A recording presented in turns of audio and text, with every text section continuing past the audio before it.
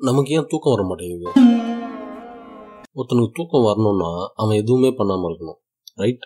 அவன் மைண்ட் எதுவும் பண்ணாமல் இருக்கணும், அவன் மனசு எதுவும் பண்ணாமல் இருக்கணும், அவன் உடம்பு எதுவும் பண்ணாமல் இருக்கணும். ஆனால் நம்ம தூங்க போகும்போது நம்ம உடம்பு ஆஃப் பண்ணிடுறோம், ஆனால் மற்ற ரெண்டும் ஆன்லேயே இருக்குது. ஏன் அது சீக்கிரமாக ஆஃப் ஆக மாட்டேங்குது? நம்ம சின்ன வயசில் இருக்கும்போதுலாம் அது ரொம்ப ஈஸியாக ஆஃப் ஆகிடும். உடம்பு எப்போ ஆஃப் பண்ணுறோமோ உடனே அது ரெண்டுமே ஆஃப் ஆகிடும்.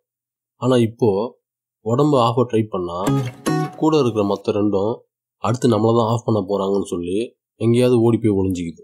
ஏன் அப்படி நடக்குது? ஏன்னா நம்ம நாள் பூரா, வாரங்கள் பூரா, வருஷங்கள் பூரா இந்த மைண்டையும் மனசையும் ஆக்டிவாகவே வச்சிட்ருக்கோம்.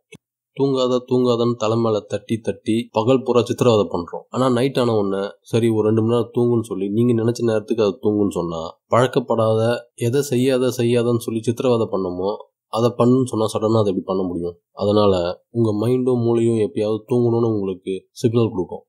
ஆஃப்டர் லஞ்ச், மதியம் சாப்பிட்டு முடிச்சதுக்கப்புறம் தூங்கணும்னு தோணும். அது கூப்பிட்டப்ப நீங்கள் போனால் தான், நீங்கள் கூப்பிடும்போது அது வரும். சிம்பிள். அப்படிலாம் இருக்க முடியாது தான்.